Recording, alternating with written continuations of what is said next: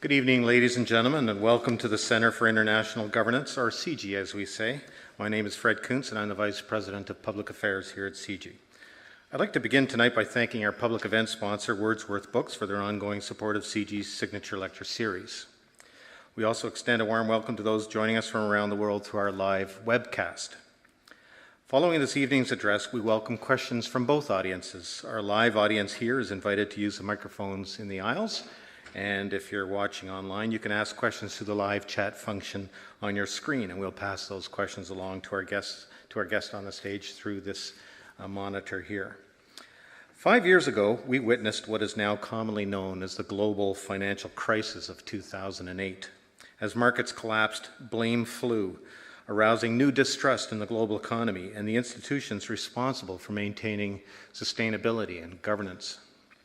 Tonight, Paul Blustein will present his controversial findings on the failings of the International Monetary Fund and the Financial Stability Forum as penned in his latest book, Off Balance, The Travails of Institutions That Govern the Global Financial System. Through interviews with policymakers and through thousands of pages of previously undisclosed documents, Blustein will offer insight into the serious vulnerabilities of our governing institutions. Paul Blustein is a senior fellow with CIGI, as well as an award-winning author. Prior to his current position, Mr. Blustein worked at the Wall Street Journal and Forbes magazine and spent much of his career as a staff writer for the Washington Post. He's focused his career on the workings of organizations such as the IMF and brings a unique perspective to our lecture tonight. Mr. Blustein currently lives in Kamakura, Japan with his wife Yoshi and their 4 children. Please join me in welcoming Paul Blustein.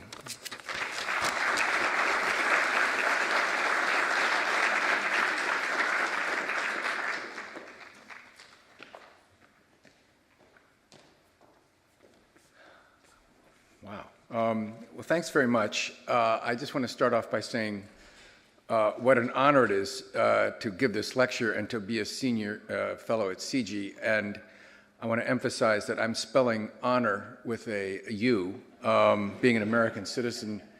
Carol Bonnet, who is the publications editor at CIGI and who with Jennifer Goiter, the assistant publications editor, edited a lot of my books, had to change a lot of the spellings of my words, so maybe she'll appreciate that joke. I'm sorry, I apologize if it's a hackneyed thing and if every American who comes here makes the same joke, but it sure occurred to me.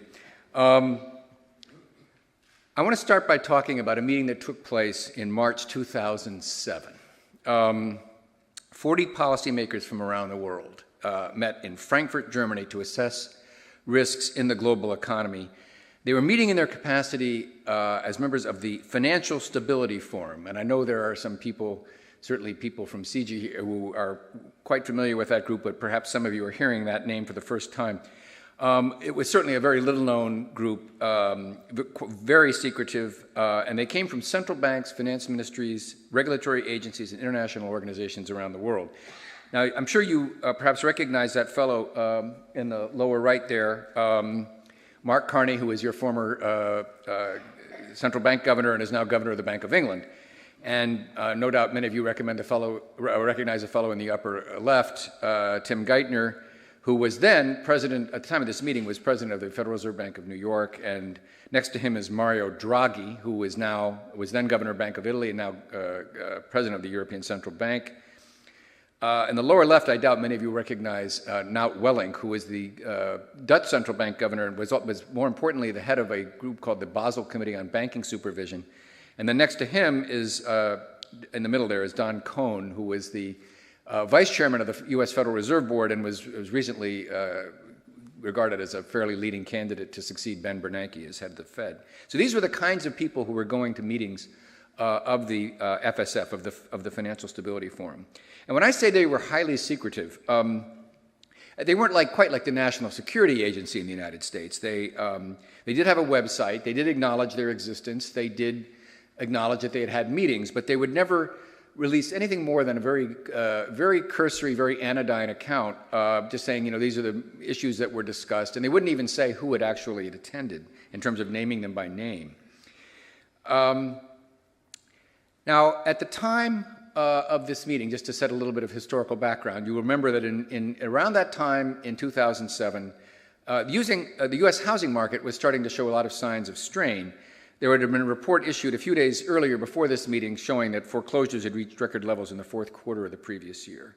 A bunch of mortgage lenders had gone bankrupt, including a New Century, which is one of the more famous ones, was just about to go bankrupt.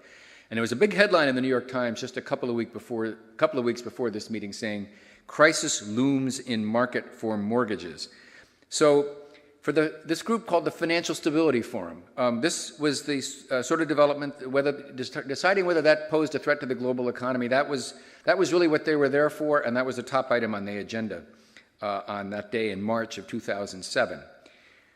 One of the people attending the meeting was a man named Randall Kroszner, and he was the governor of the Federal Reserve, U.S. Federal Reserve, and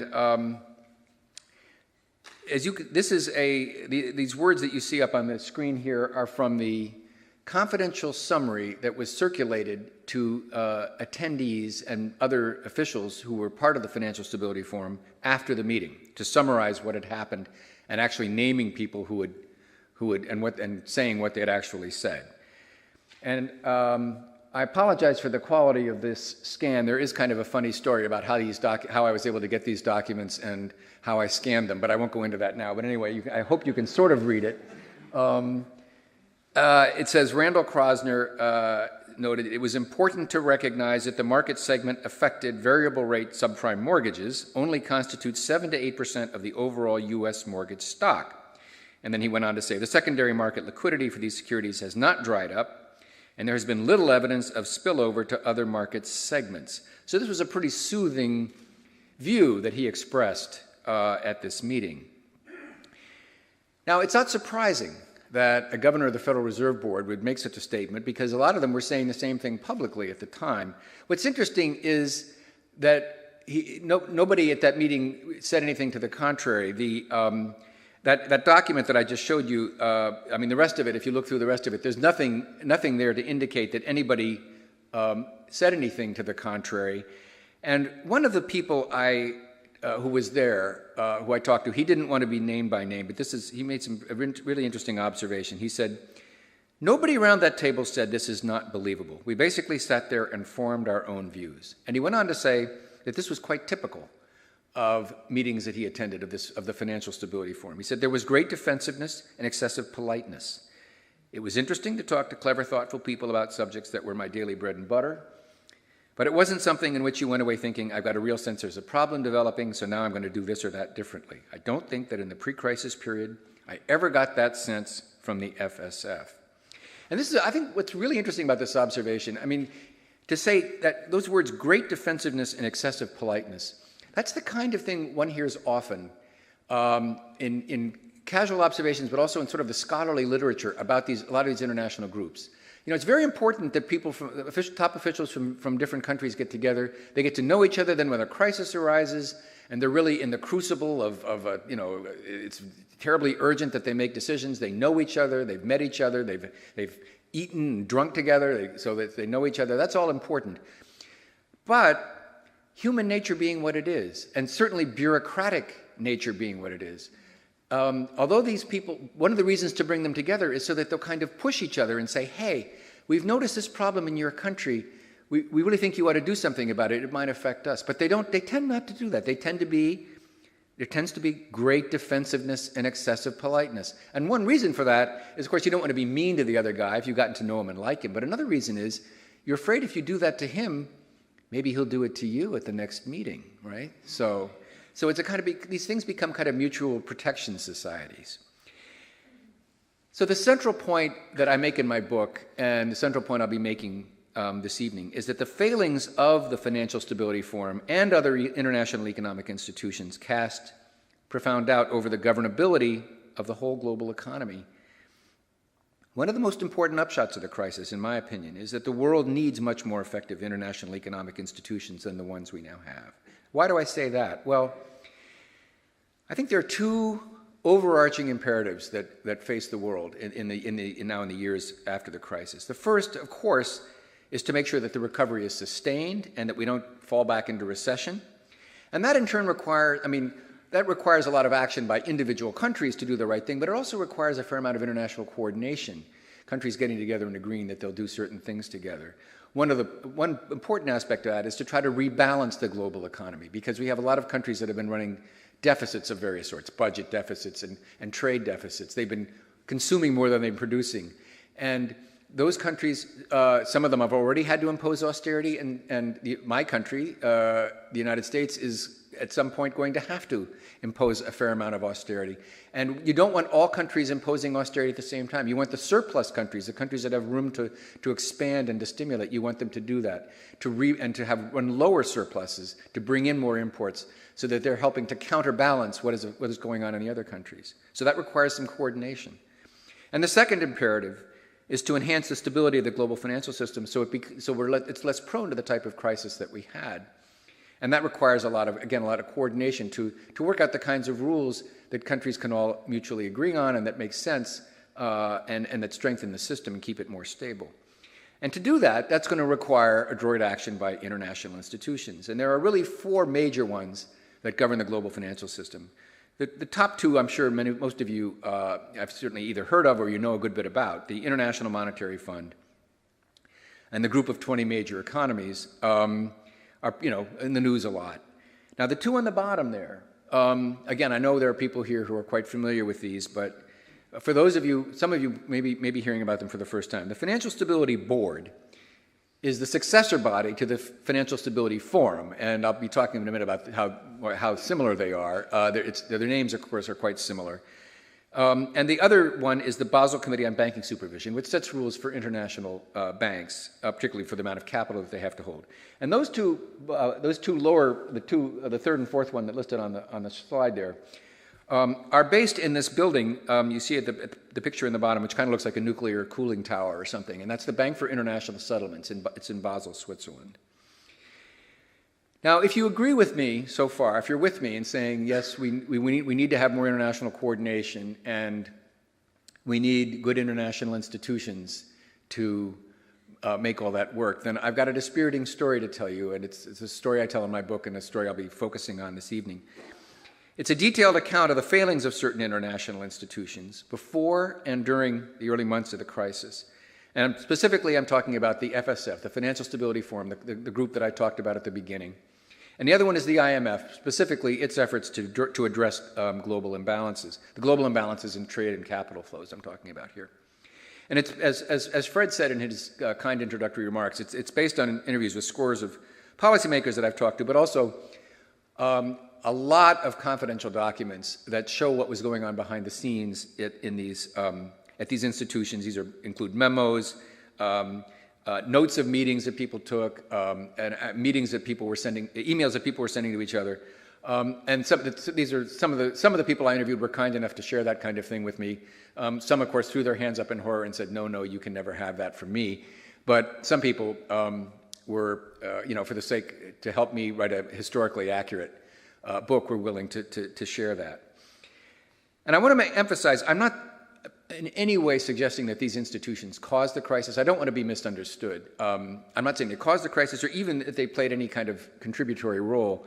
But what I am saying is that their failings expose the weaknesses and limitations of international economic institutions in general, and for two major reasons. First of all, they can't discern where and how crises are likely to arise, or even pinpoint where the most dangerous vulnerabilities are, and as a result, they're less able to write the kinds of rules that are likely to keep the system stable. And second, they don't have the power, and they often lack the will, to stop countries from pursuing policies that threaten the stability of their neighbors. Oh, excuse me, I'm sorry I said I have neighbors with a U. Oh, dear, okay. Or even the stability of the entire financial system. That really was an oversight. Just noticed. Now, as some of you, I'm sure, know, these are not novel observations to make about international institutions. And they're not confined to the four institutions that I talked about either. They're not confined to institutions that deal with global finance. There's a book out recently by a man named Mark Mazauer, Governing the World, and I just came across this quote a couple of days ago where you can see that in this quote, what he's talking about is all of these sort of problems that require international coordination: climate change, financial instability, poverty, crime, disease. So these are all things that it's, come out a lot better if countries work together through effective international economic institutions. And he goes on to say that with the World Trade Organization's Doha round paralyzed and the World Bank chastened, the IMF incapable of helping to rectify global imbalances that threaten the world economy, and no single agency able to coordinate the response to global warming, the institutions of international governance stand in urgent need of renovation. So he's not just talking about these institutions that I'm focusing on. But at the same time, I mean, again, these points may in some ways seem almost obvious, but unless you really take an in-depth examination of specific cases, you can't really fully appreciate them. And I guess, there are books, there's a certain genre of book it says, well, you thought that A was true, but actually, no, I'm going to show you that B was true. And my book is a different kind of, different genre. It's the genre of book that says, well, sort of dimly you know that A is true, but let me tell you, it's much worse than you thought. So if you look behind the scenes and look up close and really see what these institutions do and what their problems are, then you can appreciate a lot more, I think, how weak they are and what a big problem we have. So I'll start by talking about the Financial Stability Forum. And so this portion of the talk, this is a chapter title from my book, which I'm borrowing from, Global Watchdogs Missing a World of Trouble. Kind of summarizes what I'll be saying about the FSF. Now, as many of you know, at least those of you who are familiar with this body, you know that it doesn't exist anymore. Technically, it's gone. It's closed up. So why should we care? Well, first of all, its primary aim was to coordinate efforts in preventing and mitigating future crises. And it does really, although it technically no longer exists, it really does live on in the body that replaces it, the body that replaced it, which is the Financial Stability Board. And when the FSB was created in April of 2009, it was touted by the G20, which created it, as a real formidable new force on the global stage. This is going to be a very important institution alongside the IMF, the World Bank, the World Trade Organization. We're going to have this fourth pillar of global economic governance. Those were the exact words that Tim Geithner used as Secretary of the Treasury when this thing was unveiled. So this is intended to be a really serious body. And like the FSF, the FSB, they have this very similar membership. I mean, there's more countries in the FSB, but they both consist of officials from central banks, finance ministries, regulatory agencies, and international organizations. Now, you're wondering why I have a picture on this slide of Captain Barbosa from Pirates of the Caribbean. Well, that's because both the FSF and the FSB are what's called, they're soft law bodies. Soft law means that they're not treaty-based organizations. There's no legally enforceable obligations that they're all obliged to follow. These bodies can't make any country do anything. Do you remember the scene from Pirates of the Caribbean where Captain Barbosa, he's being told, what the Pirates Code says you have to take me to safety. And he looks at the young woman and he says, the Pirates Code. Well, that's more guidelines than actual rules. So whenever you want to think of what soft law means, think of Captain Barbosa and you'll get it immediately. And the point I want to make about the FSF is that its record doesn't bode well for the FSB, this body that, again, was created in April 2009 to great ruffles and flourishes. Now, I'm not going to say that the FSF completely missed the boat, didn't see anything wrong in the financial system. I've looked through, again, I don't know, I lost count of the number of pages of handwritten notes of meetings, confidential minutes of meetings and so forth that people shared with me to see what was talked about at these meetings. And what came, all the factors that ended up causing the crisis. We know now, the housing bubble in the US, the purchase of risky mortgage securities by big financial firms, what was going on at the credit rating agencies with all their conflicts of interest, all those things came up for discussion. And in fact, I was really interested as I read through these. I would sometimes, suddenly some comment would just jump off the page at me because it was so prescient. And one of them was made in September 1999 by Nout Wellink. Again, he was the Dutch central bank governor. And he said at an FSF meeting, are we creating banks that are too big to run, too big to supervise, too big to fail? He was using that term way back then, okay. However, as I went through these documents, what also really came through is that the concerns that people expressed didn't come close to matching the seriousness of the situation as we later understood it to be. And one reason for that was the attitude of the American participants. And I'm showing you a comment from a man named John Taylor, who was then, he was the Undersecretary of the Treasury in the first Bush administration. And this is a comment that he made, which he confirmed making to me. He confirmed to me that he made this. He said this to the chairman of the FSF. He said, the forum is writing all these things about problems. He's talking about a report that they had done on hedge funds and offshore financial centers. He said, can't we write about things that are going well? And the head of the FSF thought, well, yes, that's not really why we're here. But anyway, this reflected an attitude that people in the Bush administration and to some extent the Federal Reserve had, that as long as things seemed to be going well in markets, markets would take care of themselves. They would discipline themselves. This attitude has kind of been mocked, the term market fundamentalism. But it did reflect a genuine belief on a part of a lot of these people that, you could trust the heads of banks to keep their, to not take recklessly imprudent risks with their stockholders' money, because after all, bad things would happen to them. That was their belief. Now, having said that, I'm not just saying this because I'm a U.S. citizen. I don't think it's fair to pin all the blame for what went wrong at the FSF on the American participants. I talked to a lot of attendees who said, well, you go to these meetings and they use these terms like boring and that it's just a lot of hot air. And there was a very odd paradox about this, because a lot of them were really trying hard. They were sort of scouring the horizon for problems. And at every meeting, a lot of the same ones would come up. They would think, well, what if there's an avian flu epidemic? What would that do to the financial system? When Argentina defaulted on its debt, they were very concerned about that, paying a lot of, what's the fallout from that? What if the Doha round, the WTO's Doha round of trade negotiations falls apart? What if there's a geopolitical event, like a terrorist attack? What will that mean for financial markets? What if there's a collapse in the dollar? Now, and this was their job. I mean, this was what they were charged with doing, was to look around and try to see any kind of danger that might materialize. But the problem was that as they went to meeting after meeting, and these things kept coming up and kept coming up, that the meetings began becoming repetitive and boring and lacking in any kind of direction. So I'm going to take you through one meeting. You probably want to, instead of me just telling you that, I'd like to show it to you.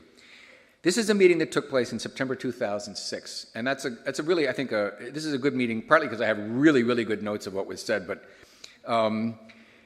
this is less than a year before the crisis really first began to materialize. The crisis really began to show its ugly head in August and September of 2007. That wasn't the worst stage of it, but that was where it was, when people went, uh-oh, we've really got a problem.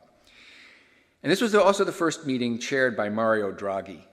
He was then governor of the Bank of Italy. And this meeting took place on the 6th of September of 2006 in Paris, as you can see. So this is from a document that was circulated. It went by various names. Generally, it was called the Vulnerabilities Assessment. And this was put together by a really high-powered group of people from all these various agencies that were part of the FSF. And they would try to look, they would look around to see what should be discussed at these meetings. What are some of the worst problems we have? So this document, again, I apologize if I think it's, since the screen is so big, maybe you can read it. But anyway, you can see it says, the list of prominent vulnerabilities is broadly unchanged since the previous meeting. However, the changing macroeconomic environment may have increased the probability of one or more of these vulnerabilities would be worsened, and so on. And then it goes on to talk about housing markets in the United States, and it says, more clear signs of significant cooling, yes. The limited data available for the U.S. suggests in the aggregate, the increase, they were talking about the fact that interest rates would go up for some of the mortgage holders. That will be spread out over a number of years, so the impact on the household sector as a whole is likely to be gradual. But they say, oh, these issues warrant continued close attention. Yes, they did. So then they go on to say, okay, what are the areas that we ought to consider at this meeting? And they say, well, the benign conditions of recent years may be approaching a turning point. Boy, there was a real understatement for you. They say the potential remains for heightened volatility ahead. Boy, did it ever. Then they go on to say, it may be useful to consider events which would cause substantial unexpected shifts in behavior across many financial market participants, and the possible triggers include, they have this list. You can see it here. I've underlined a significant slowdown in growth, acceleration in inflation, and further jump in commodity prices. That's one list. Potential for one or more large corporate defaults. And they have an increase in geopolitical tensions. Again, what if there's a terrorist attack? They worried about this a lot. Failure of international trade talks, worsening of global current account imbalances. And then they conclude this section by saying, any of these shocks would be likely to have an impact. A worsening of one or more vulnerabilities could in turn raise the materiality of others. So again, they're doing their job. They're looking all over the landscape for problems, but they're seeing everything, and yet they're seeing nothing. And these are comments from the members' discussion. These are from handwritten notes, which I was a bit reluctant to put up on the screen, just in case there might be somebody in the audience who would, or watching online, who would be able to recognize the handwriting of the note taker. But anyway, these are some of the comments from the handwritten notes that I thought were most interesting. The first is from Xavier Musca, who was the chief of the French Treasury. He said, financial markets are changing rapidly with huge interconnections.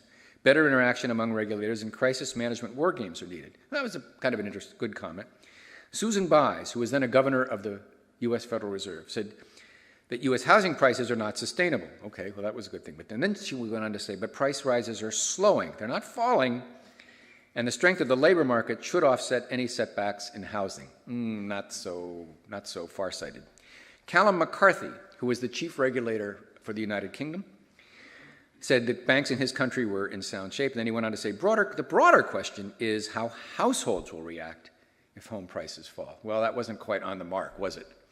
And then Nout Wellink, again, who was the head of the Basel Committee on Banking Supervision, said, excessive mortgage lending will affect households, but not the banking system, except through reputational risk. Not so good, not so sharp. So anyway, I won't go into any further detail in this meeting. The bottom line here is that FSF members, again, they were aware of these problems that we now are familiar with today, and that they've been dissected in minute detail today with benefit of hindsight. So they were aware of these problems, but they weren't very concerned about them. And the remainder of this meeting, again, this is in September 2006, was mainly concerned with other things like private equity, the potential for a hard landing in China. That seems kind of funny now, doesn't it? They were concerned, they talked about global imbalances and international accounting and auditing issues. Now, again, the crisis began to get underway in August and September of 2007, when markets first began to quote-unquote seize up. And at that point, the FSF really swung into action. They said, Houston, we got a problem, right? And the G7, the group of 7 major industrial countries, mandated the FSF to prepare a broad response to the crisis. So the FSF formed an ad hoc super elite team, which they called the Working Group on Market and Institutional Resilience, and they produced a report. So they really got geared up in September of 2007, and they produced a report which actually had quite an influence on what was decided later by the G7 and eventually by the G20. But if you think this means that in September of 2007, when this was all getting started, that finally the FSF was saying, oh my gosh, we've got a problem, now we see what needs to be done. If you think they were finally getting ahead of the curve, here's the evidence, here's the most compelling evidence I found to show that they weren't. So in September of 2007, again, this is when the crisis is first beginning to show itself. They thought very sensibly, let's have a worst case scenario. And again, I'm not sure if you can read this, but it says, it may be useful to review a number of ongoing risks, how they might evolve, and what a worst case scenario might look like. Well, that's a very sensible thing to do. And here's what they came up with. A downside risk, in other words, this is their worst case, is that a core financial institution encounters severe financial stress. Well, a worst case scenario, that's really, when you use your imagination and you think, all right, plausibly, not the worst, not the world, not a meteor strikes Earth and blows it all to pieces, but what's the worst plausible scenario for the financial system? Well, 6 months later, guess what happened to that worst case scenario? It got worse because, of course, the people in the FSF saw that they really hadn't been imaginative enough in September of 2007. And at that point, their worst case scenario, if you look at the document that was circulated at that meeting, It says, a worst-case scenario would be the distress or insolvency of one or more large and complex financial institutions. And they go on to say that this would include the widespread dislocation or even contagious failures within the core of the system. Now, you've heard me, I hope I haven't sounded too mocking. I mean, I suppose I have. I probably haven't been able to resist. But I don't mean to sound at all as if I mean that these people are stupid. They are not. They're a lot smarter than I am. They're a lot more knowledgeable about how financial markets work than I am. And they're very dedicated public servants. I mean, there are exceptions. There are some who can't wait to get into a high-paying job at Goldman Sachs or whatever other big Wall Street firm you might think of. But a lot of them really, really care about doing their job right. You know, this really comes through to me in talking to people. So I'm not trying to cast any aspersions, but this is precisely what makes their failures so much more frightening. Because if all we had to do was replace incompetent or venal policymakers with really good, sincere, competent, smart ones, well then we wouldn't have any problem managing the global financial system. But the problem is a lot deeper than that, and that's what makes the problem so frightening. And that same point I want to emphasize applies to the other institutions covered in my book. And I'll be talking now, I'm just going to switch now to the IMF. And in this segment, I'm calling this a flop and a debacle for reasons which will become apparent to you. That's again a chapter title from my book. And again, to just briefly set a little historical background. The big problem that everyone was worried about in 2006, 2007, as I'm sure many of you remember, was global imbalances, and it's still a big issue, but it was a huge matter of concern for a lot of economists and commentators and policymakers at that time. And a number of countries were involved. There were two standouts. One is my country, which, with all its overconsumption, its binging on real estate, heavy dependence on inflow of foreign capital, and the result of that was that great big growth in the green line on the right you see there, that's the growth in the US current account deficit. And the other country, the other big standout, was China, with its tremendous export machine going into high gear, and its undervalued currency, which was helping to make Chinese products cheap on world markets, the result being that rising line you see over there, China's current account surplus. And the big worry was, of course, that thing that you see over there on the left the big worry was that this would all lead to a collapse in the dollar and have a lot of ramifications for the global economy. Now, the IMF decided, well, this is something we really need to do something about. And that was a very sensible thing for the IMF to do because it was set up to police the international monetary system. And so, all right, we're going to do something about this. Well, the upshot of their efforts, one was a flop and one was a debacle. The flop was called the multilateral consultations, and the debacle was called the 2007 decision on exchange rate surveillance. Now, again, I know there are people in this room who are quite familiar with these, and they know quite well that neither of these ended well. News reports, scholarly commentary have made that clear for a long time.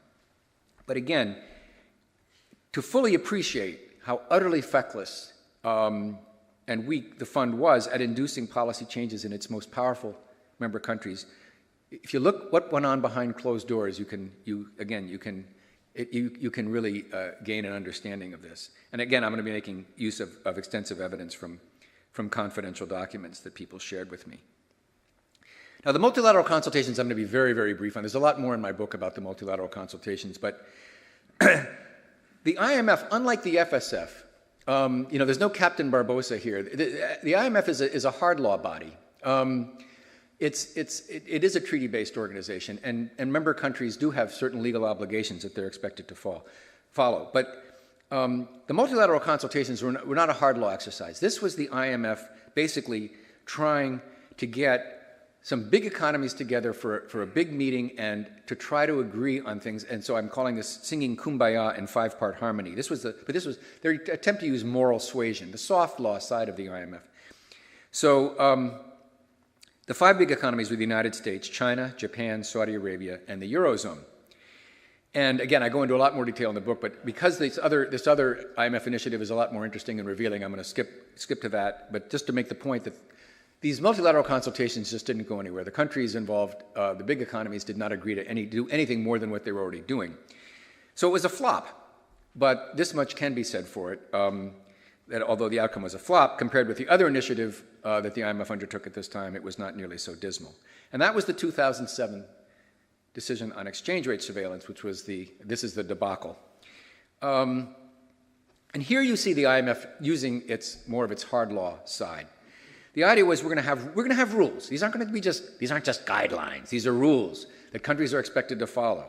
And there will be provisions for identifying violators. And countries that are found to be violating the rules will be subject to special consultations. So it'll be a diplomatic embarrassment for them. And the key phrase in this rule was the term fundamental misalignment. That countries aren't supposed to have fundamentally misaligned currencies. Now, this term did not originate in the IMF. It originated in a bill that was introduced by Senators Grassley and Baucus, Senator Max Baucus and Senator Chuck Grassley, big powerhouses on the Senate Finance Committee. And that bill was aimed at China. And they had this bill with this term fundamental misalignment in it. And the IMF, under U.S. pressure, basically borrowed this term. The U.S. Treasury, which basically has a lot of influence on the IMF executive board, because the U.S. is the largest shareholder of the IMF, the U.S. Treasury was applying a lot of pressure to the IMF to adopt this rule against having currencies that are fundamentally misaligned. And the obvious reason was they wanted the IMF to put China in the bullseye and target it. And this memo from October 6 of 2006 shows the kind of pressure that the U.S. Treasury was bringing to bear on the IMF.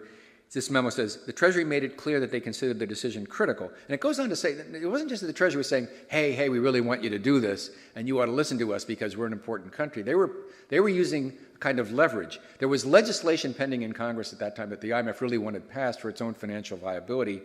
And the Treasury was kind of saying, well, maybe we won't do anything to get that passed through Congress. So there was a kind of a threat that was underlying this pressure. Now, in the IMF, there were huge divisions about this, both within the staff and also on the executive. The executive board is a group of about 24 people who represent the 187 member countries. And the people who supported it, a lot of very powerful people, including the managing director, Rodrigo Dorado, who's a Spaniard. The people who supported it said, this is what this institution was set up to do. And at the Bretton Woods Conference in 1944, when the IMF was created, John Maynard Keynes, who was the great, really intellectual visionary behind the IMF, wanted an institution that would do ruthless truth-telling. And when countries were violating the rules and doing things that might destabilize the system, the IMF would point to them and say so. So if China has a currency that's fundamentally misaligned and that they're really kind of cheating to get an advantage in world markets, well, if that's true, then it's the IMF's responsibility to say so. But at the same time, they thought there's another very important principle of multilateral institutions. Their rules are supposed to be symmetrical. In other words, they're supposed to apply, and what Keynes wanted was a system that applied to deficit countries as well as surplus countries as well as deficit countries, and big countries as well as small. They would be even-handed rules. They wouldn't just be targeted at one group, because then that would impair the functioning of the global economy. So this memo reflects that. This is a memo that was written by a man named Mark Allen. He was director of the Policy Development and Review Department, which is the most powerful staff department at the IMF.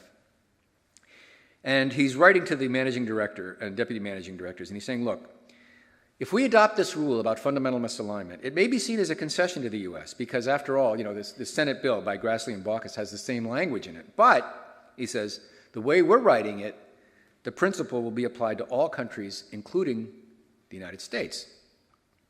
Well, June 15, 2007, there was a meeting of the executive board, and it was very hard fought, and the Chinese director was very opposed to this because he knew that the rule would be applied to the Chinese renminbi, or he feared it would be.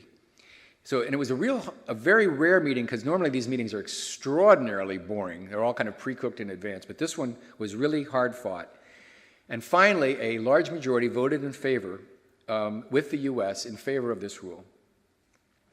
And the managing director, again, Rodrigo Dorado, was so excited that this thing that he had fought for had passed, he invited the staff for a champagne toast in his office.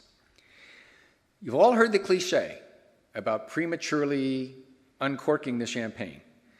And that cliche applies literally and with force in this case, because they did prematurely uncork champagne to drink it. And the reason I say that that cliche applies literally is because having approved this decision, the IMF turned out, as we'll see, to have no guts to implement it. So immediately after the board passed after the champagne had been drunk, that is, a couple of days after that, there was a meeting at which there was a big discussion. Which currencies are we going to try to bring to the board, kind of haul before the judges of the international monetary, of the people representing the international community, to say this currency is fundamentally misaligned? And the Policy Development and Review Department, PDR, they said, well, we think there are three currencies. China's was the obvious one. And they said the Japanese yen, too, could be argued. It could be fundamentally misaligned in an undervalued way. And the US dollar. Not undervalued, of course, not too cheap, but overvalued because of all the ridiculous consumption and the housing boom and the reliance on foreign currency and the current account deficits and so forth. And so the managing director agreed with that. But very soon thereafter, for personal reasons, he resigned, and a man named John Lipsky took over. He was the number 2 guy there. And at a meeting in his office, this document is a kind of a memo to the files, recalling what happened at this meeting in Lipsky's office, where he decided, no, we are not going to bring the US dollar to the executive board. We are not going to call the US dollar fundamentally misaligned. And what's really kind of cool about this meeting is one of the arguments that was made, you can't see this in this snippet here, but one of the arguments that was made at that meeting for why they shouldn't call the dollar fundamentally misaligned was, no, okay, the US has these big current account deficits and it has all these problems, but no, people are pouring money into the dollar and pouring money into the United States for a very good reason, because its financial markets are marvelous mechanisms of intermediating money from abroad and allocating them to the most efficient lender. They're fantastic. It's an amazingly stable and brilliant system, and no wonder people are pouring money into the United States. Well, that argument doesn't turn out to look so good in retrospect, but anyway. So the US dollar was not going to be fundamentally misaligned. Okay, so that's the most important currency in the world, and the IMF has just decided it's not fundamentally misaligned. Well then, we turn to one of the world's least important currency, the currency of the Maldives. And no, I can't find it on a map either. But I'm sure many of you know that the currency of the Maldives is the rufiya. Now, by any sensible definition, the Maldives rufiya was a fundamentally misaligned currency. The economic policy of this tiny little country was wildly out of kilter. So management and staff agreed on that. We're going to go to the board. We're going to bring them up on charges of fundamental misalignment. Then they ran into a problem. They went to the executive board. Again, these are the people from the member countries who meet in the IMF building several times a week, and and when they were asked, will you name the Maldives rufiya as fundamentally misaligned, they basically said, you know what, we don't want to pick on this tiny little country. We just can't bring ourselves to do it. And this is an actual quote from the transcript of this meeting. The director representing Egypt, he represents Egypt in a sort of a whole group of constituencies of countries.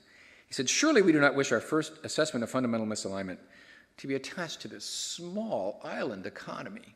So, okay, Maldives also is lit. So let me skip ahead to what happened with China, because this is the country that really mattered the most. The Chinese were basically saying, we're not going to engage. We won't want anything to do with this. We're not going to have a board, we're not going to even allow you to have a board meeting to discuss our economy about whether we're fundamentally misaligned or not. And this is kind of, again, this is sort of part of the excessive politeness of these bodies.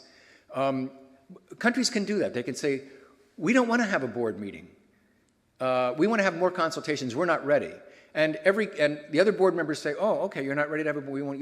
And again, they're afraid that if they don't give China the right to do that, that maybe China won't allow them to do it. So it's a kind of mutual protection society. So China was delaying and delaying and delaying having a board meeting.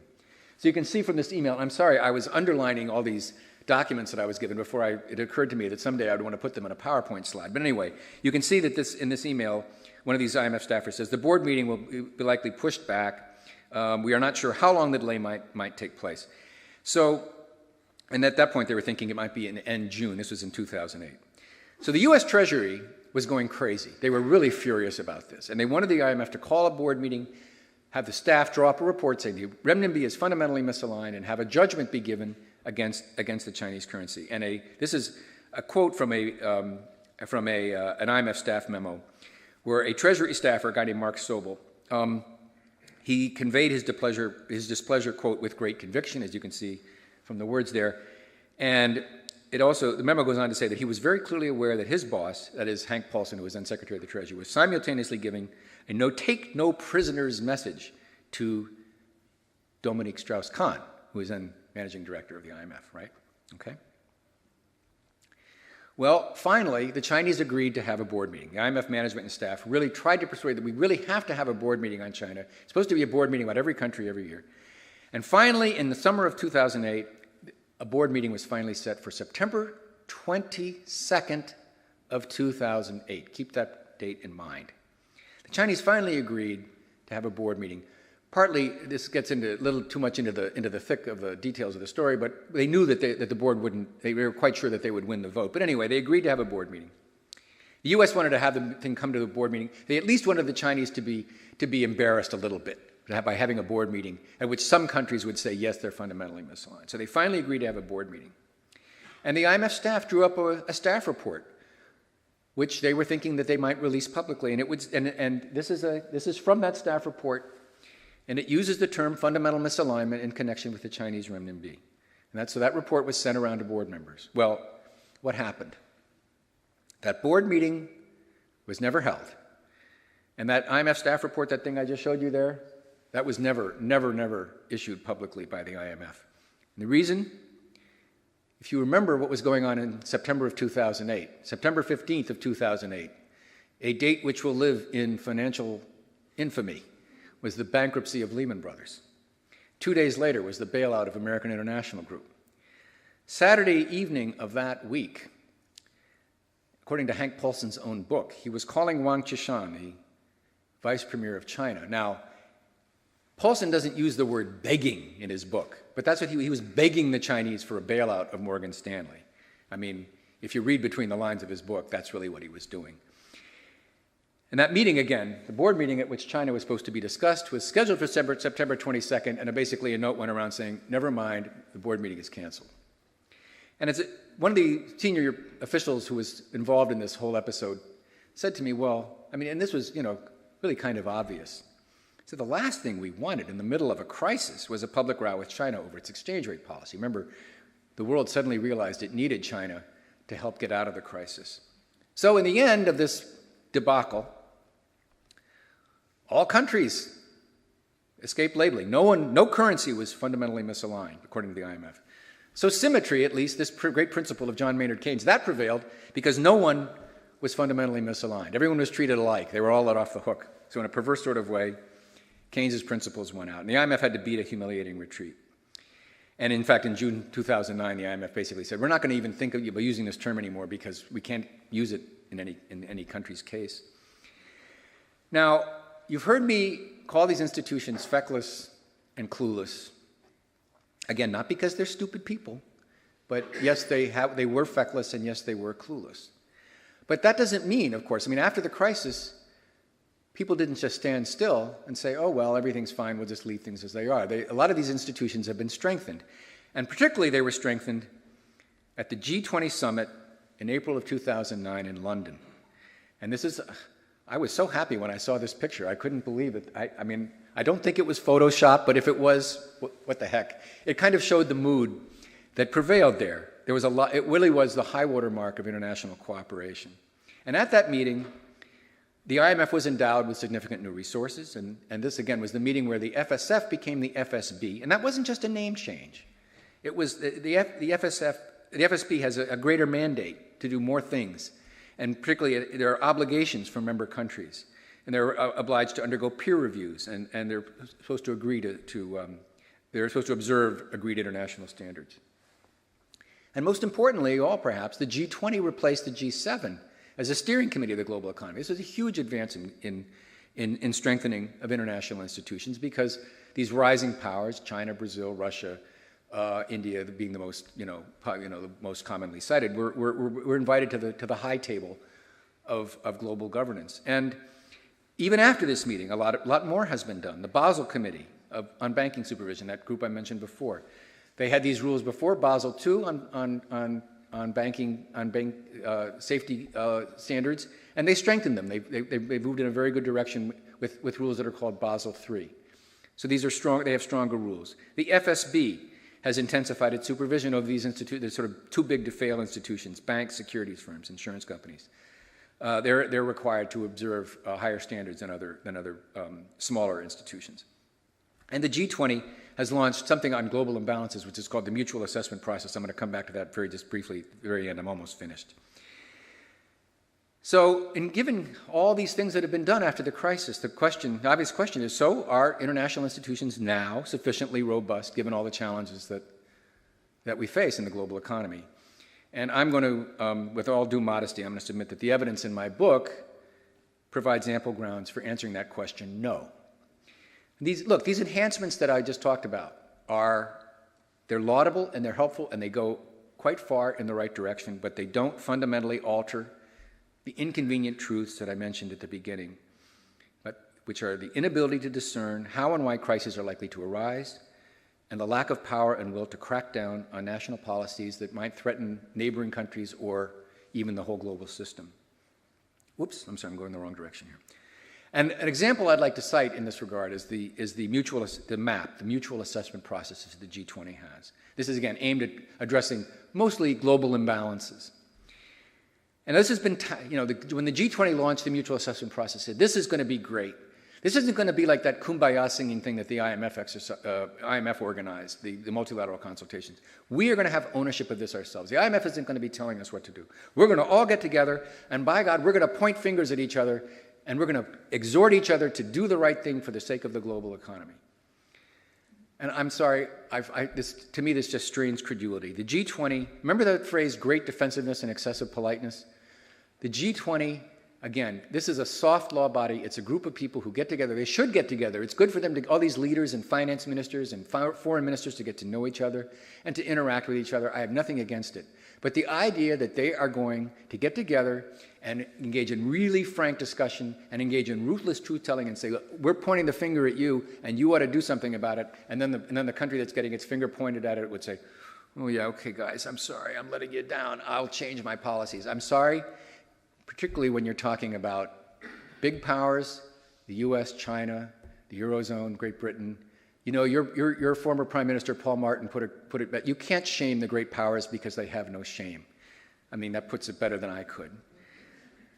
Now, in the end of my book, I talk about, well, what if we had a really radical solution in the way that the IMF in particular is governed? You know, the World Trade Organization has they have really hard law in the World Trade Organization. I mean, it's not as hard as it could be, but it's pretty hard. When a country is found to be violating the rules of the international trading system, there are tribunals that can be formed if one country complains about another country. The tribunals consist of independent judges, and if they rule that some country is violating the rules, then that judgment it can be appealed to another group of independent judges. But the point is that you have independent umpires, independent judges making these judgments about whether tribunals are violating rules, and those rules apply to all countries, and they're enforceable. In other words, if a country is found in violation, they can have sanctions imposed against them. So it's not just a matter of, shame on you. I mean, there can be actual economic pain imposed. It's not a perfect system by any means. I'm happy to talk about some of the flaws in it, but it's much harder law than any of the stuff that we've seen that I've talked about this evening. Now, do I think that such an approach is likely to be adopted? Well, I think it's about as likely as the phenomenon that you see depicted in that picture. However, having said that, unless we're going to adopt some really dramatic solutions of the kind I've just talked about, well, then I think the chances that international institutions will really force big countries to make major changes, the odds of that are also about the same as the phenomena that you see depicted in that picture. So in the absence of really drastic solutions, then it's hard for me to feel terribly optimistic about our international institutions, even though they are vastly improved from where they were before the crisis. So I'm going to stop there. I'm happy to discuss this kind of wacky idea I have for bringing WTO tribunals into the IMF system. I would argue that, I'm really a journalist, as Fred's introduction made clear, and so the evidence that I presented about what went wrong, I think is perhaps more important than any of my policy prescriptions. But anyway, I welcome your thoughts and thank you for your attention.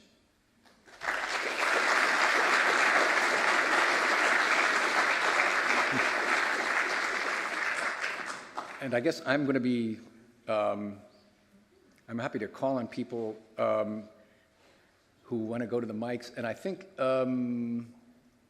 okay, I'm also seeing, I'm new to this, but I'm seeing on the monitor here some questions that have kind of been piped in from way out there. The New Rules Coalition, which is a very good group that tries to improve governance of bodies like this, it says, since the FSB hasn't corrected all the problems of the FSF, would a legally binding treaty-based FSB be appropriate and or stronger? Well, certainly, I think, the short answer is yes. I think, part of the problem with the FSB, the Financial Stability Board, this new institution that was created in April of 2009, again, it has many laudable qualities that mark an advancement over the FSF. But if it's going to be a ruthless truth teller, it needs to be more of an independent body than it is.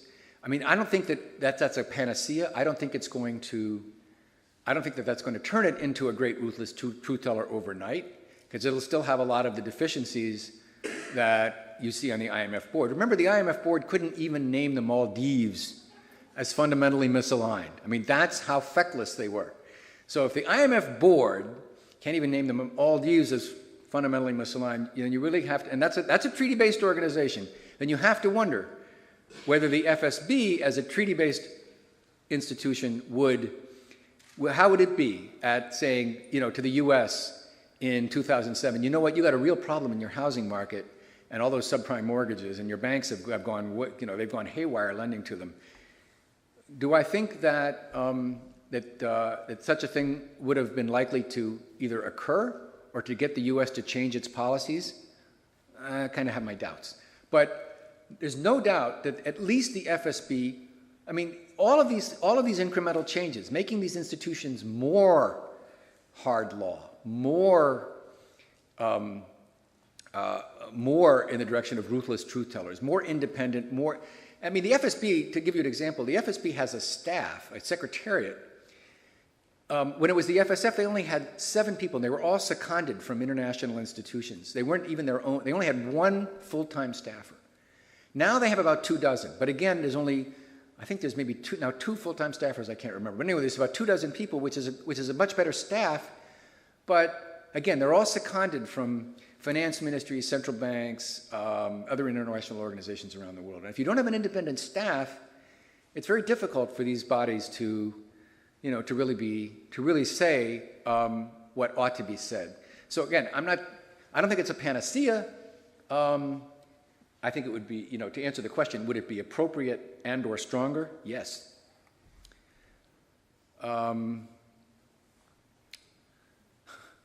Okay, so everybody just agrees with everything I said. All right, well, that's wonderful. Okay, here's a question. I'm going to get a drink of water while you're, because I'm running out of. I'm not sure. Yeah, go ahead and take it. If you come down here, sir, there's... All right. Oh, the mic that's lit. Fantastic. Paul, great talk. I've been using the Pirates of the Caribbean line in my class for years. I'm glad other people appreciate it. Oh my God. I mean, sometimes at 9 o'clock in the morning, it's all you've got. I want to sort of get you to put your journalist hat on for a second, because one of the things that we note about surveillance, and we talk about it being, being toothless or being soft law, but one of the things that we note is that it doesn't get a whole lot of media attention. And even during 2011, when we started talking in the US, we were talking about what to do about the budget, what to do about the debt, in a time that coincided with an IMF, a staff Article 4 review of the US. there's very little evidence that percolated in any discussions on Capitol Hill at all, even though the report had stuff that would make both the left and the right happy. So that having been said, when we think about the big picture here, then doesn't it also suggest that what the fund needs is a whole heck of a lot more engagement in terms of selling the message, and in that way that we can rely on domestic interests to mobilize Washington? Because obviously just talking across the street isn't going anywhere. I completely agree with you. It's appalling how little, the IMF, when I was at the Post, the IMF would sometimes try to get us interested in covering these so-called Article 4 reports. Article 4 refers to the fourth article of the IMF articles, where the fund is obliged to engage in, quote-unquote, surveillance of its member countries, and it's supposed to do one in every country every year. And in some countries, when the IMF mission comes to do its Article 4 surveillance, the press really turns out, and the countries tend to be very sensitive to it. I live in Japan. The Japanese are very sensitive to what foreigners say about them generally, and I have to say that when the IMF comes and says something, the Japanese media gives it a lot of coverage. In the United States, it's like, who are they? There's these guys down on 19th Street, who wear nice suits, and, but we're the United States. I mean, there's nothing wrong with us. That's sort of the attitude. Now, occasionally, papers will put these things, give them prominent play. I think there ought to be a much more systemized effort to involve the media in, I haven't really thought about it in terms of Article 4. I can't really figure out how to do it with that. But one idea I've proposed in the past is with G20 meetings. I mean, okay, we have this mutual assessment process, and it's the best thing we got, and we ought to try to make it work better. What I would like to see, I would like to see the press used as a way of trying to embarrass the countries that need to do more to, if their policies are not really fostering global economic well-being, or if they're cheating on the rules in some way. I wish that there were some system where the leaders would kind of agree that they would sit out and have press conferences and you involve the think tanks too, because I've now become a think tank guy, so I'm trying to think of ways you bring the think tanks and the journalists together. And the think tanks, you'd have a group of think tanks who would say, we're going to be the independent judges, because we know these countries won't point the fingers at each other in the meetings in any kind of meaningful way, but we will point the fingers at countries that we see as problematic, and then give the journalists a chance to really give the leaders a hard time and make them squirm. At least that would, because what these summits are, they have two purposes. And a number of people who, if you talk to former diplomats, they'll tell you it's really wonderful when the leaders get together and they get to know each other, and they can take walks in the woods, and they can, and they can have a meal without their staffs and really bond. And I'm very skeptical. Again, I see no harm in it, but I'm very skeptical that it produces much. What I think these summits are, they're action-forcing events. The leaders know that if they show up and all they do is put out a communique that has a lot of hot air in it, that they'll be called on it. The press the next day will say, they didn't do anything. It's just a big photo op. So there is an action-forcing element to these things, but I think that ought to be enhanced. And again, think tanks and the media could play, I think, a much more public-spirited role if there were some kind of organized effort. The problem with the most recent summit, G20 in St. Petersburg, all it focused on was Syria. Now, that's understandable. If you're going to get the world leaders, of the G20 together, and you have this situation that's going on in Syria, the press, I used to be a reporter, I know, all your editor wants you to do is find out what's going on with Syria. What are they saying? What are they agreeing to? What's Putin doing with Obama? All that stuff. Perfectly legitimate news gathering. But But if there were also some kind of mechanism built in, so, hey, remember the G20? Remember G20? Remember why you guys got together in the first place? Remember that thing called the global financial crisis? Remember you agreed you were going to have something called the framework for strong and sustainable growth? And you remember you agreed to all these indicators that you were going to look at and talk to each other about? And they still do. I mean, they did even in St. Petersburg to some extent. But the press paid absolutely no attention to that because the big story. But if you had a system, a real organized event at every G20 meeting to force a discussion about these economic issues that are terribly important, even if Syria was dominating the headlines, at least you would make these people come out and squirm. And they say, you know what? 9 out of 12 think tanks say that your economy ought to be doing more of X or Y or Z, whatever it is. And that leader could sit there and listen to those and listen, hear question after question from reporters, and have their own media cover that and say, you know, our chancellor, our prime minister, our president, whatever, was hectored by the foreign media. It might. Again, this is a kind of incremental improvement in the system that we can get. We don't have to go all the way to the hard law WTO system that I, in my wild flying pig imagination, like to invent, which is never going to happen. But there are little things you can do to make the system of international cooperation work better. I think it's, instead of getting people together to sing Kumbaya, I mean, I'm sorry, I'm just such a cynical journalist. I don't believe that getting them in a room really makes them change anything. It helps, but doesn't change it. But if you can, again, if you can push people, prod people, shame them, whatever it is, by you know, saying, the IMF report said this about you, this group of experts said that about you, at least it might, again, it might put pressure on and help mobilize support in the domestic constituencies in these countries to do something.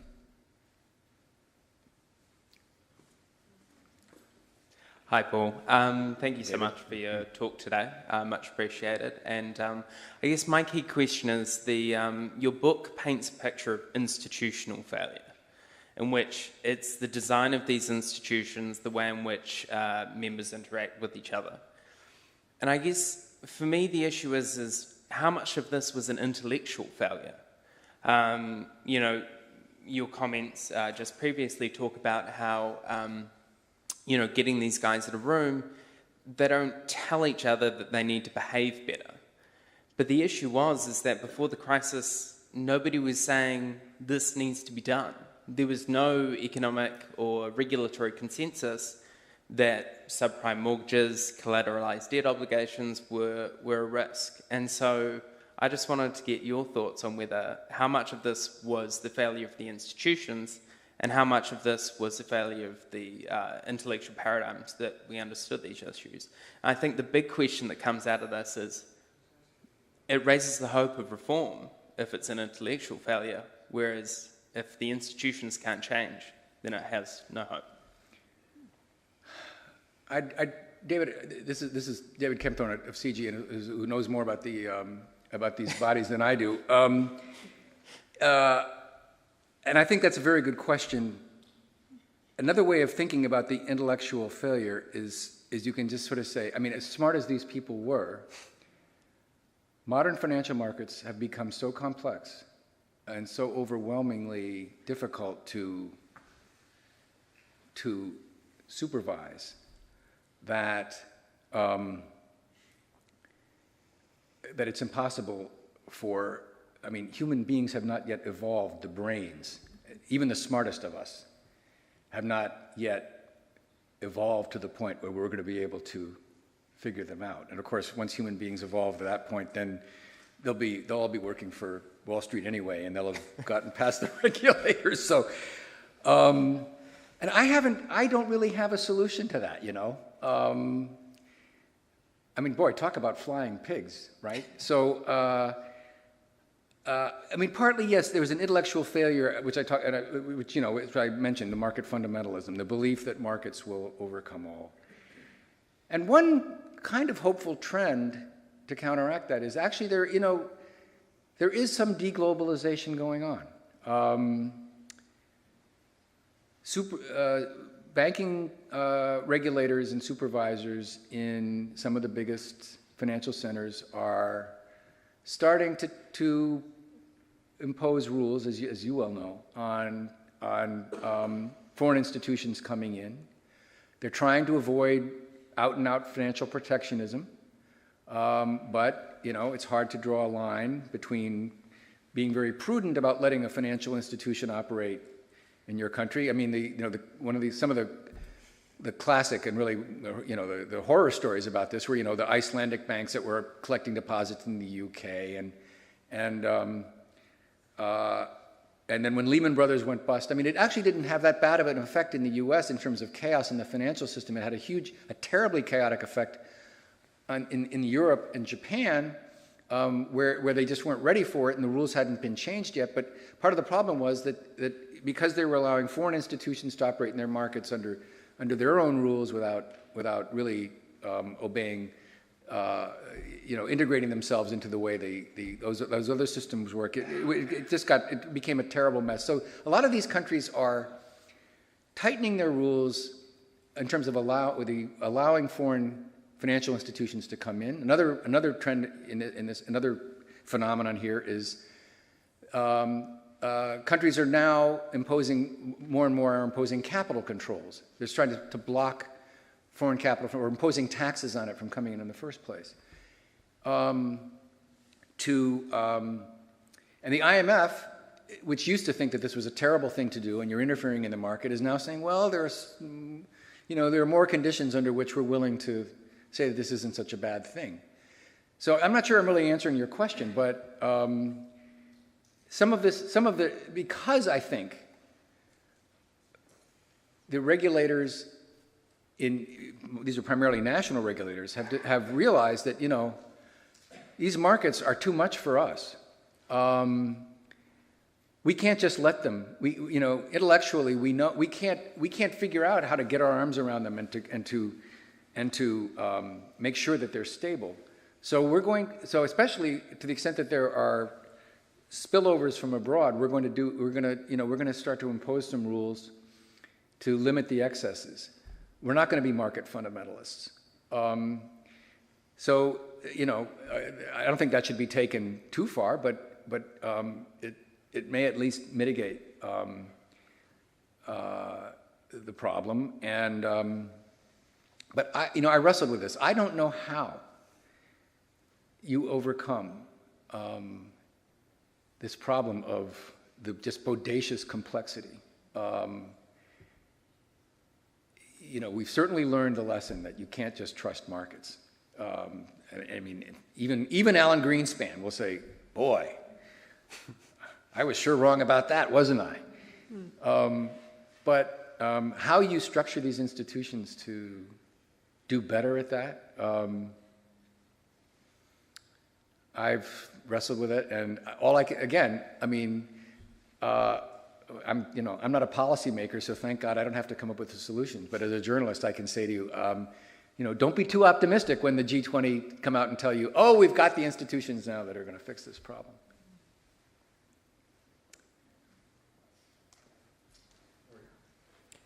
Hi, I really liked your graphic of the falling US dollar. I thought that captured perfectly the sense of panic that sometimes accompanies changes in currency, so it's a great graphic. But what I thought I would ask you is, you mentioned already the complexity of financial markets and how untransparent they are because they're just so complex.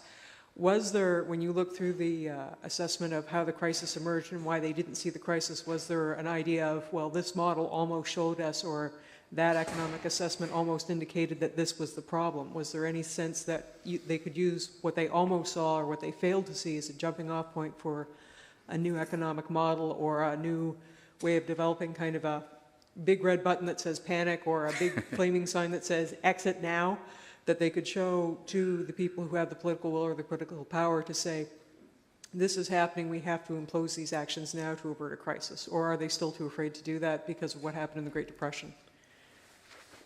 They've been trying to improve. The IMF and the FSB have something called an early warning exercise, which is a big effort to try to really narrow down.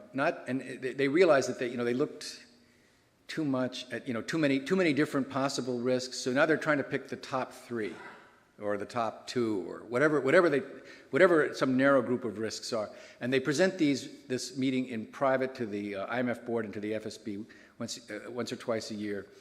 And again, I mean, I think that's a better way of going about that kind of exercise.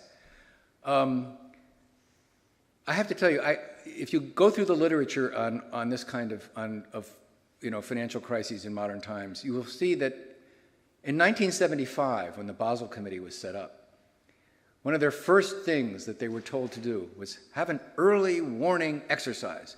I mean, when Gordon Brown was Chancellor of the Exchequer and Prime Minister, I mean, I have a lot of admiration for Gordon Brown. I think he's he's a tragic figure.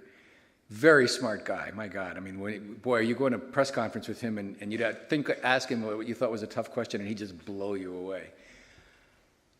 But he would have these ideas in his mind that all we need is early warning exercises. Why aren't we doing early warning exercises? Every international meeting he would raise this. And, you could see people in the audience going, yeah, early warning exercises. But it was just reinventing the wheel. I mean, it was kind of like my Captain Barbosa thing. I didn't realize I was reinventing the cliche, but I'm not sure that I'm really responding to your question. I don't think that there was a model that they could say, well, looking back on it, we can now see. Because, again, it involved such a complex web of connections. And there's still, debates still rage, after all. Economists are still arguing, how important were global imbalances in the crisis? How important was government interference in housing markets in the United States? I mean, personally, I think that argument is kind of over. I think it's been settled in no, government interference in housing markets in the United States wasn't the problem. It was the markets in the United States. It wasn't the government. The government should have been stepping in a lot more. But anyway, there is debate about it. So, again, this kind of is sort of a similar question. Is there some model? Is there some intellectual exercise we could do that would solve it? And again, all I can do is say, well, I'm not terribly optimistic. We can do, try to, be very chastened by what happened, and be a lot more vigilant. Another problem with financial crisis is you always end up fighting, it's like wars, you always end up fighting the last one. And you're looking for the same things that caused the last crisis, and then it's something new, that bites you. That's the nature of these things. So, but it's a very good question. Thank you. Yeah. Hi. Hi. The information these particular institutions are having may only cover a portion of what gross world domestic product is, because we have things like drug trade, we have non-reported incomes, cash flows, etc. An example in the mortgage crisis. My brother's an appraiser in the western states, and his contacts in both California and Florida indicated that appraisers getting licenses in those two states, about 20% of them had felonious records. And many of the mortgage-backed securities, came up from projects that didn't exist or had 1/10 of what was in the ground there. We have our Western drug trade expanding to other places in the world.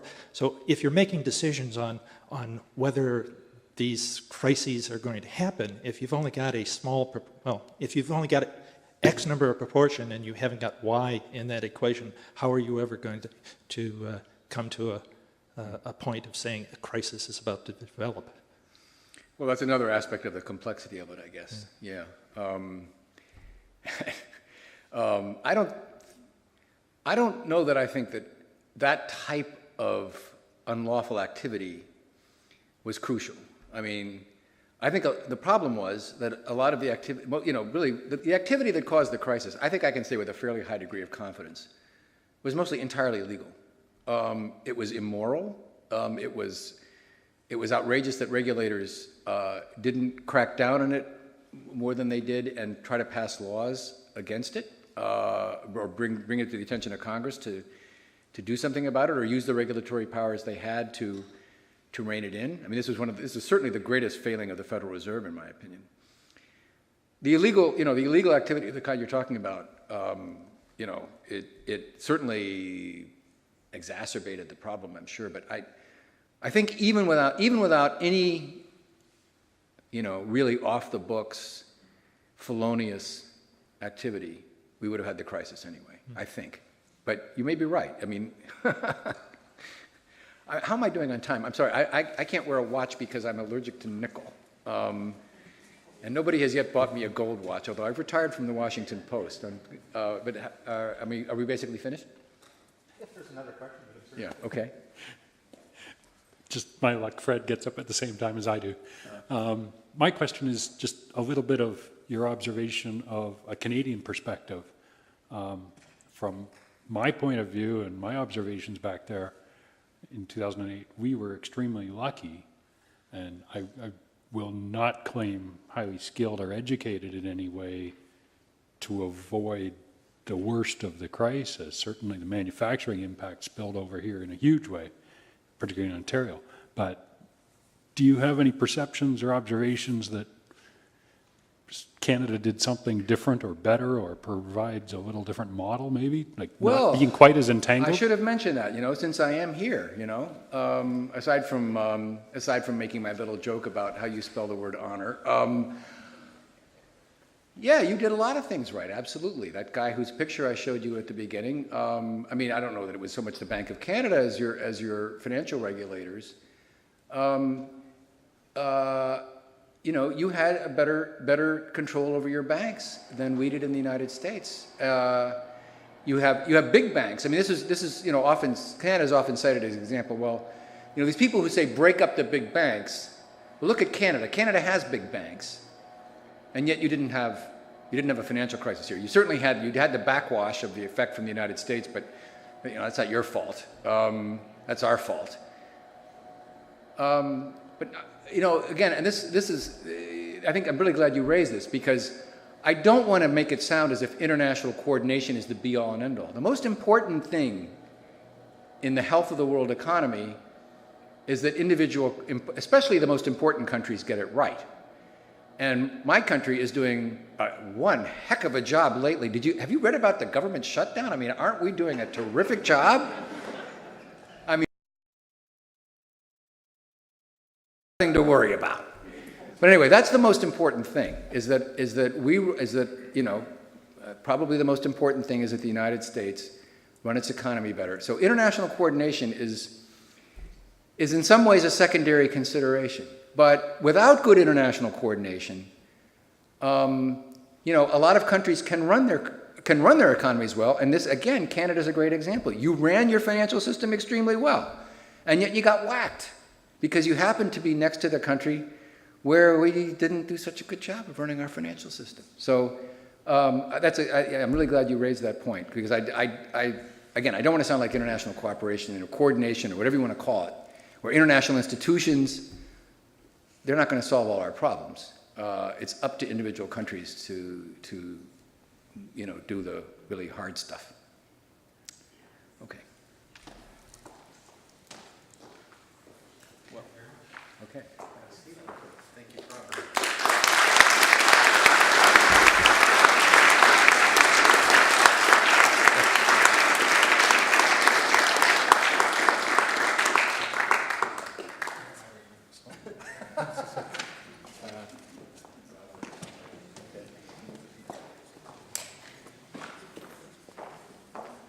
All right, I'm going to wing it without my notes, which I dropped. First of all, I want to say thank you to Paul Blustein. Since the global financial crisis, which let's not forget, cost millions of jobs globally and wiped out trillions of dollars worth of wealth worldwide. A lot of people have been able to analyze and commentate on the reasons and the known facts, the currency values, the stock market, and what happened. But I think what Paul brought to this analysis uniquely, because of his talents as a reporter, were the secret documents behind the scenes that showed what was going on at the meetings behind closed doors of the people responsible for regulating, the people responsible for averting these sorts of crises and managing them, and the inertia, the missed opportunities. You've brought that into the light, and although you call it a dispiriting story, I'm really quite enthralled by this story. I think it's wonderful that you were able to do that. So for writing this book, for exposing those truths, and for coming here all the way from Japan, thank you very much for this presentation.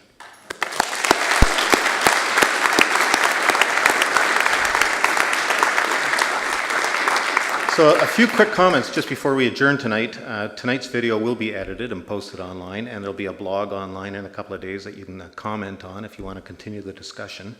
We want to thank you for coming out here tonight, and Paul's book, Off Balance, is available at a special discount price, post-financial crisis price of $20 out in the lobby. Paul will be available to sign those books if you like, which doubles the value on eBay. And also, I'd just like to remind you of a few upcoming events. Tomorrow night we have another lecture from Mike Hulme, who's a professor at King's College University in London, speaking about 25 years of climate change, just surveying what's occurred in the global conversation around climate change in a quarter century. And then next week on October 30th, the night before Halloween, we invite you to hear the first public lecture by the new director of the Balsley School of International Affairs, John Ravenhill, a renowned and esteemed internationally experienced scholar on global governance, talking about the crisis in global governance. So please come to hear John Ravenhill. Thank you again for coming tonight, and a safe journey home.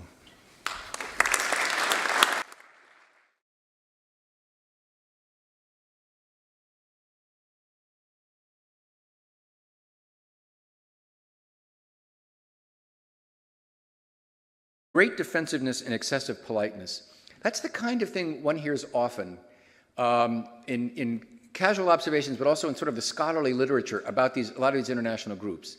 You know, it's very important that people top officials from different countries get together. They get to know each other. Then when a crisis arises and they're really in the crucible of it's terribly urgent that they make decisions. They know each other. They've met each other. They've eaten and drunk together so that they know each other. That's all important. But human nature being what it is, and certainly bureaucratic nature being what it is, although these people, one of the reasons to bring them together is so that they'll kind of push each other and say, hey, we've noticed this problem in your country. We really think you ought to do something about it. It might affect us. But they tend not to do that. There tends to be great defensiveness and excessive politeness. And one reason for that is, of course, you don't want to be mean to the other guy if you've gotten to know him and like him. But another reason is you're afraid if you do that to him, maybe he'll do it to you at the next meeting, right? So it's a kind of these things become kind of mutual protection societies. So the central point that I make in my book, and the central point I'll be making this evening, is that the failings of the Financial Stability Forum and other international economic institutions cast profound doubt over the governability of the whole global economy. One of the most important upshots of the crisis, in my opinion, is that the world needs much more effective international economic institutions than the ones we now have. Why do I say that? Well, I think there are two overarching imperatives that face the world now in the years after the crisis. The first, of course, is to make sure that the recovery is sustained and that we don't fall back into recession. And that in turn requires a lot of action by individual countries to do the right thing, but it also requires a fair amount of international coordination, countries getting together and agreeing that they'll do certain things together. One important aspect of that is to try to rebalance the global economy, because we have a lot of countries that have been running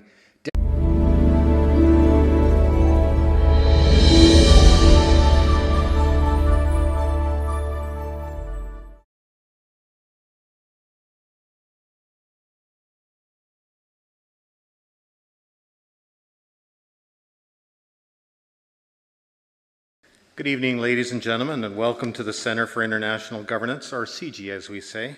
My name is Fred Kuntz, and I'm the Vice President of Public Affairs here at CIGI. I'd like to begin tonight by thanking our public event sponsor, Wordsworth Books, for their ongoing support of CIGI's signature lecture series. We also extend a warm welcome to those joining us from around the world through our live webcast. Following this evening's address, we welcome questions from both audiences. Our live audience here is invited to use the microphones in the aisles, and if you're watching online, you can ask questions through the live chat function on your screen, and we'll pass those questions along to our guest on the stage through this monitor here. 5 years ago, we witnessed what is now commonly known as the global financial crisis of 2008. As markets collapsed, blame flew, arousing new distrust in the global economy and the institutions responsible for maintaining sustainability and governance. Tonight, Paul Blustein will present his controversial findings on the failings of the International Monetary Fund and the Financial Stability Forum as penned in his latest book, Off Balance, The Travails of Institutions That Govern the Global Financial System. Through interviews with policymakers and through thousands of pages of previously undisclosed documents, Blustein will offer insight into the serious vulnerabilities of our governing institutions. Paul Blustein is a senior fellow with CIGI, as well as an award-winning author. Prior to his current position, Mr. Blustein worked at the Wall Street Journal and Forbes magazine and spent much of his career as a staff writer for the Washington Post. He's focused his career on the workings of organizations such as the IMF and brings a unique perspective to our lecture tonight. Mr. Blustein currently lives in Kamakura, Japan with his wife Yogi. The confidential summary that was circulated to attendees and other officials who were part of the Financial Stability Forum after the meeting to summarize what had happened and actually naming people who would and saying what they had actually said. And I apologize for the quality of this scan. There is kind of a funny story about how I was able to get these documents and how I scanned them, but I won't go into that now. But anyway, I hope you can sort of read it. It says, Randall Krosner noted, it was important to recognize that the market segment affected variable rate subprime mortgages only constitutes 7 to 8% of the overall U.S. mortgage stock. And then he went on to say, the secondary market liquidity for these securities has not dried up, and there has been little evidence of spillover to other market segments. So this was a pretty soothing view that he expressed at this meeting. Now, it's not surprising that a governor of the Federal Reserve Board would make such a statement because a lot of them were saying the same thing publicly at the time. What's interesting is that nobody at that meeting said anything to the contrary. That document that I just showed you, I mean, the rest of it, if you look through the rest of it, there's nothing there to indicate that anybody said anything to the contrary. And one of the people who was there, who I talked to, he didn't want to be named by name, but he made some really interesting observation. He said, nobody around that table said this is not believable. We basically sat there and formed our own views. And he went on to say that this was quite typical of meetings that he attended of the Financial Stability Forum. He said there was great defensiveness and excessive politeness. It was interesting to talk to clever, thoughtful people about subjects that were my daily bread and butter, but it wasn't something in which you went away thinking, I've got a real sense there's a problem developing, so now I'm going to do this or that differently. I don't think that in the pre-crisis period I ever got that sense from the FSF. And this is, I think, what's really interesting about this observation. I mean, to say that those words, in the lower left, I doubt many of you recognize Nout Welling, who was the Dutch central bank governor and was more importantly the head of a group called the Basel Committee on Banking Supervision. And then next to him is, in the middle there, is Don Cohn, who was the vice chairman of the U.S. Federal Reserve Board and was recently regarded as a fairly leading candidate to succeed Ben Bernanke as head of the Fed. So these were the kinds of people who were going to meetings of the FSF, of the Financial Stability Forum. And when I say they were highly secretive, they weren't quite like the National Security Agency in the United States. They did have a website. They did acknowledge their existence. They did acknowledge that they had had meetings, but they would never release anything more than a very cursory, very anodyne account, just saying, these are the issues that were discussed. And they wouldn't even say who had actually attended in terms of naming them by name. Now, at the time of this meeting, just to set a little bit of historical background, you remember that in around that time in 2007, the U.S. housing market was starting to show a lot of signs of strain. There had been a report issued a few days earlier before this meeting showing that foreclosures had reached record levels in the fourth quarter of the previous year. A bunch of mortgage lenders had gone bankrupt, including, and New Century, which is one of the more famous ones, was just about to go bankrupt. And there was a big headline in the New York Times just a couple of weeks before this meeting saying, "Crisis looms in market for mortgages." So for this group called the Financial Stability Forum, this was the sort of development, deciding whether that posed a threat to the global economy. That was really what they were there for, and that was the top item on the agenda on that day in March of 2007. One of the people attending the meeting was a man named Randall Krausner, and he was the governor of the Federal Reserve, U.S. Federal Reserve, and these words that you see up on the screen here are from the... She and their 4 children. Please join me in welcoming Paul Blustein.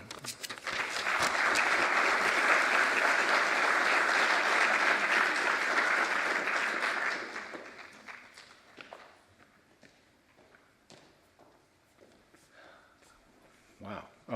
Well, thanks very much. I just want to start off by saying what an honor it is to give this lecture and to be a senior fellow at CIGI. And I want to emphasize that I'm spelling honor with a U, being an American citizen.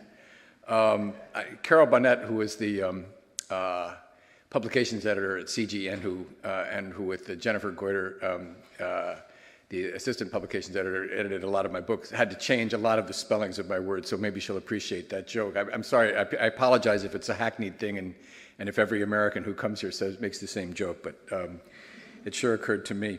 I want to start by talking about a meeting that took place in March 2007. 40 policymakers from around the world met in Frankfurt, Germany to assess risks in the global economy.